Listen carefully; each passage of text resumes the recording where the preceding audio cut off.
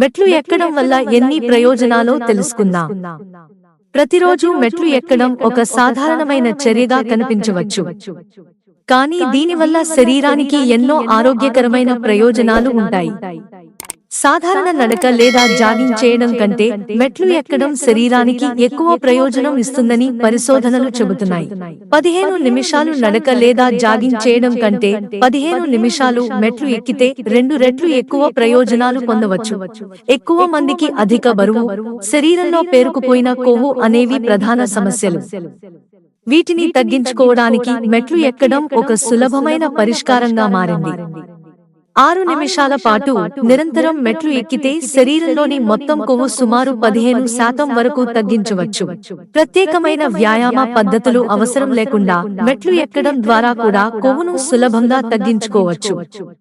ఈ ప్రక్రియలో శరీరంలోని ముఖ్యమైన భాగాలు బలపడతాయి, కండరాలు కూడా సమతుల్యత పొందుతాయి.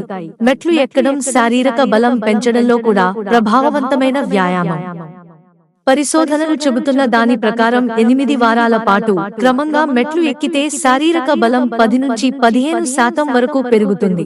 క్రమంగా వృద్ధి చెందే ఈ వ్యాయామం శరీరానికి పూర్తిగా సహజమైనదిగా ఉండి కండరాలను సక్రమంగా పనిచేయింపజేస్తుంది. కేవలం కొవ్వు తగ్గించడమే కాదు, శరీర బలం కూడా మెరుగుపడుతుందని ఇది నిరూపించింది. మెట్లు ఎక్కడం శరీరానికి కేలరీలు కరగడానికి కూడా ఉపయోగపడుతుంది. క్రమంగా రోజు 5 సార్లు 15 మీటర్ల మేర మెట్లు ఎక్కితే 302 కేలరీలు ఖర్చవుతాయి. మీరు అధిక బరువును తగ్గించుకోవడానికి క్రమంగా మెట్లు ఎక్కడాన్ని చక్కగా వినియోగించుకోవచ్చు. కేలరీలను కరిగించడానికి ఇది చక్కని మార్గం. మెట్లు ఎక్కేటప్పుడు పాదం మొత్తం మెట్లపై పడేలా జాగ్రత్తగా ఎక్కాలి. అలా నెమ్మదిగా మెట్లు ఎక్కితే మీరు గాయపడే అవకాశం తగ్గిపోతుంది. ఇది ముఖ్యంగా మీ వెన్ను, చీలమండలపై ఒత్తిడి లేకుండా సురక్షితంగా ఉంటుందని అధ్యయనాలు చెబుతున్నాయి.